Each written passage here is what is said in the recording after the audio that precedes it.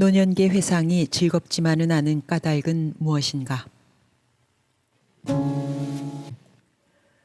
우리는 자신이 살아갈 여러 가지 인생에 대해 상상할 수 있다.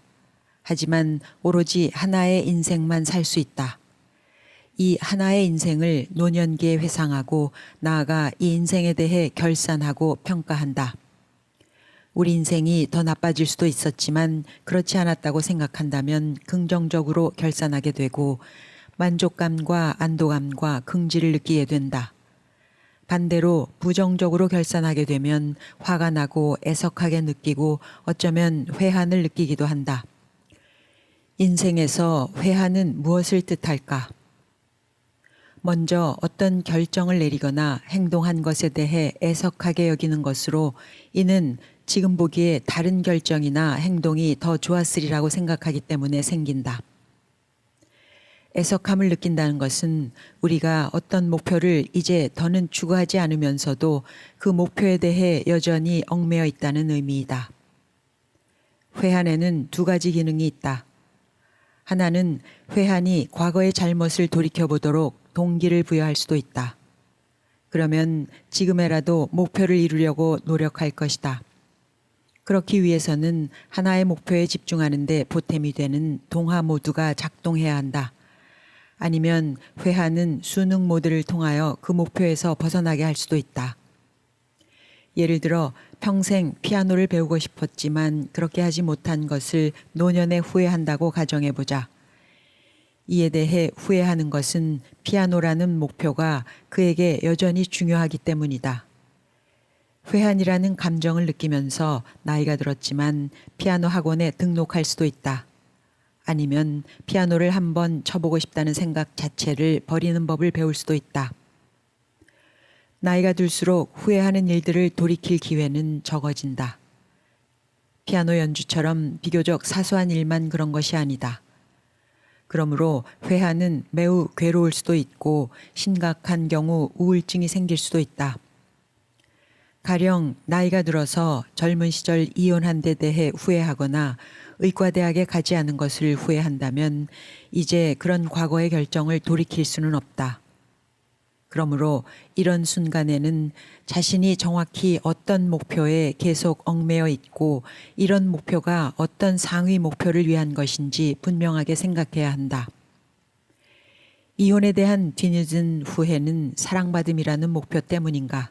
아니면 이혼이 여태 죄책감을 불러일으켜서 죄짓지 않음이라는 목표와 상충하기 때문인가? 때로는 이런 상위 목표를 다른 경로로 실현할 수도 있으며 필요하면 제3자의 도움으로 목표를 재해석해서 거기에서 쉽게 벗어날 수도 있다. 자신의 인생에 대해 의도적으로 돌이켜보며 새롭게 다루는 것이 좋다는 사실을 1997년 텍사스 대학교의 심리학 교수인 제임스 페니베이커가 보여주었다. 그는 연구 참여자들에게 글쓰기 실험을 실시했다. 그는 지원자들을 실험군과 대조군으로 나눴다. 두 집단의 연구 참여자들은 사흘에서 닷새 동안 각각 15분에서 30분 정도 글을 썼다. 실험군은 고통스러운 과거 경험에 대해 글을 썼고 대조군은 실험실 모습 등 피상적 주제들에 대해 썼다. 그 결과 실험군 연구 참여자들의 기분은 아주 나빠졌지만 그 효과는 실험 후 2달이 지나자 바뀌었다. 최악의 기억에 대해 글을 썼던 사람들은 병원에 가는 횟수가 이전보다 절반으로 줄었다. 게다가 스스로 건강해졌다고 느꼈고 기분도 나아졌으며 미래에 대해 더 낙관적으로 생각했다. 페니베이커 교수의 실험은 의도적 회상이 긍정적 효과를 가진다는 것을 보여주며 그 결과는 이제 다른 많은 과학적 연구들을 통해 확인할 수 있다. 스위스 심리학자 페리 히칠로 교수는 의식적으로 인생을 회고하는 노인은 이런데 무관심한 동년배들에 비해 우울해지는 일이 적고 정신적으로 더 건강하다라고 말한다. 물론 회상이 다 똑같은 효과를 낳지는 않는다. 최근 연구들에 따르면 회상이 그저 과거를 미화하거나 지금의 나쁜 처지를 설명하는 데 이용된다면 기분을 지속적으로 개선하는 데 별로 효과가 없었다. 이에 비해 인생의 계획과 포부와 결정들에 대해 회상하고 생각하면 인생을 의미 있게 하는 어떤 단서를 찾는 데 보탬이 된다. 자신에 대한 이야기가 완벽하고 포괄적이고 조화로울수록 안정감과 자신감은 더 커졌다. 하지만 우리가 과거의 목표들에서 여태 벗어나지 못해서 우리가 과거를 불러오는 것이 아니라 과거가 불쑥불쑥 나타난다면, 그것도 통제할 수 없이 악몽이나 느닷없는 회상으로 나타난다면, 그래서 불안과 공황을 불러일으킨다면 어떻겠는가. 어떤 여성이 돌연 매일 밤 프랑스 군인들을 만나는 악몽에 다시 시달린다. 지금은 폴란드 땅인 동프로이센에서 추방된 어떤 독일인이 그 후 자기 집도 장만하지 못한 채 폴란드 말만 들어도 아직도 소스라치게 놀란다. 일반적으로 외상이라는 말을 흔히 쓰지만 이 개념은 임상적 의미에서는 엄밀하게 제한해서 써야 한다. 취리히 대학교의 외상 전문의인 안드레아스 메르커는 외상을 거의 모든 사람에게 깊은 절망감을 불러일으킬 수 있으며 파국적 규모로 단기간이나 장기간 지속되고 커다란 위협을 주는 사건이라고 규정한다. 외상의 사례는 자기나 다른 사람의 목숨이 위태로운 사건, 즉 성폭력이나 신체적 폭력을 당한 경험, 전쟁 경험, 자연재해, 교통사고 등이다. 그런 외상을 겪은 후 특정한 반응들이 나타나면 외상 후 스트레스 장애라고 부른다. 외상 후 스트레스 장애에는 다양한 심리적 증상들이 나타나는데 그 전형적인 증상은 이른바 침투 현상이다.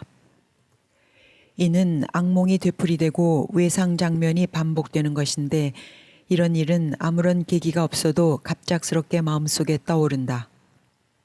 그 증상들을 살펴보면 회피 증후군은 특정 장소나 상황 등을 피하는 것이다. 정서적 무감각 증후군은 이런 사건들에 대해 마치 자기가 그와 무관한 제3자인 양 말하는 것이다. 또한 생리적 과민 증후군은 이유 없는 불안 상태, 초조감, 공황 발작 등인데 특히 때때로 무의식적으로 외상 사건을 떠오르게 하는 자극을 받을 때 생겨난다. 이러한 스트레스 장애는 외상이 제대로 극복되지 않아서 일어난다. 외상 후 스트레스 장애는 그 사건이 영속적이고 분명한 기억으로 넘어가는 과정이 차단되어 자전적 기억에 제대로 저장되지 않기 때문에 나타난다. 하버드 대학교 정신의학 교수인 데니얼 시걸은 이런 차단을 해소하고 기억을 굳히려는 뇌의 노력이 실패해서 이러한 악몽이 생긴다고 설명한다. 그 결과 당사자는 외상 사건을 회상한다는 느낌이 아니라 지금도 그 사건을 겪는다는 느낌을 받는다. 그래서 이 사건을 자기 생애의 역사에 편입시키지 못하는 것이다. 학자들은 노년기에 특수하게 나타나는 외상 후 스트레스 장애에 3가지 유형이 있다고 본다. 첫째, 외상 후 평생 시달리는 만성적 외상 후 스트레스 장애가 있다. 여러 종류의 사건으로 생길 수 있기는 하지만 요즘 노인들에게는 보통 제2차 세계대전이 중요한 원인이다. 어떤 연구에 따르면 독일과 영국에서 전쟁을 체험한 사람들 중 약 5% 정도가 이 장애에 시달리고 있다. 둘째, 현재의 외상적 사건이 원인이 되어 장애가 나타날 수 있다. 특히 노년에는 심각한 낙상사고, 생명을 위협하는 질병, 간병인의 폭력 등이 점점 늘어나고 있다. 셋째, 이른바 지연되어 나타나는 장애가 있다. 가령 전쟁에서 겪은 외상적 상황에 대한 반응이 때로는 몇 년이나 몇십 년이 흐른 후에야 나타나는 것이다. 특히 3번째의 지연된 장애는 거의 노년에만 나타나는데 그 원인은 아직도 잘 알려져 있지 않다. 지연된 장애가 주로 은퇴하거나 배우자와 사별한 후에 일어나기 때문에 이 장애가 회상 및 결산 작업을 많이 하는 것과 연관이 있다고 여겨지며 정체성을 형성해온 직업을 잃고 사회적 역할과 의무에서 벗어나는 것도 중요한 원인으로 보인다. 오늘날 뇌과학자들은 나이 들면서 신경세포들이 퇴화하면 이제까지 과거의 기억들을 덮거나 억압하거나 억제하던 신경세포의 연결도 점차 느슨하게 된다고 추정한다. 그리하여 오래전에 이미 지나갔다고 믿었던 일이 다시 의식 안으로 밀고 들어온다. 그러면 어린 시절에 좋았던 경험을 아주 명료하게 떠올릴 뿐 아니라 가령 전쟁 중 겪은 외상 체험도 다시 나타난다. 특히 전쟁 이후처럼 어린 시절에 어떤 감정을 제대로 체험하고 처리할 수 없었던 경우에 더욱 그렇다. 물론 노인은 젊은이와는 다른 방식으로 외상 후 스트레스 장애에 대처한다. 노인들은 이 장애를 그리 심각한 일이 아니라고 느끼곤 한다. 노인들은 가령 불면 같은 증상들을 늙으면 당연한 것이라고 생각하기 때문이기도 하다. 또한 노년기에는 일상생활이 어차피 제한을 받기 때문에 회피 행동도 그렇게 심각하게 느껴지지 않는다. 그리고 자기 고통에 대해 대수롭지 않게 여기는 것은 어차피 고립되어 있어 자기 처지를 타인과 비교할 수 없거나 다른 사람들도 다 질병이나 사별 같은 스트레스에 시달리기 때문일 수도 있다. 메르코 교수는 노인은 흔히 그런 장애를 애달픈 운명으로 받아들입니다 라고 말한다. 회피 행동에 대해 그리 불안해하지 않는 상태에서 그것이 계속되기도 하고 우울한 기분이 외상 체험 때문임을 깨닫지 못하기도 한다. 그래서 노인은 치료를 받지 않아도 증상을 견뎌내지만 치료를 받으면 대부분 효과를 나타낸다. 메르코 교수는 노년에 회상을 많이 할수록 자기 삶이 더 풍부했던 것으로 생각되지요 라고 말한다. 그러면 자기 삶을 매개로 다른 사람들과 소통할 수 있어서 노년의 대인관계가 좋아지고 따라서 삶에 더욱 만족할 수 있게 된다. 하지만 우리가 나이 들었을 때 우리 이야기를 듣고자 하는 사람들이 주변에 많이 있을까? 우리가 변하면 부부관계나 대인관계는 어떻게 변할까? 서로 낯설어질까? 아니면 서로에게 영향을 주어서 점점 더 비슷하게 생각하고 비슷한 관심을 갖게 될까?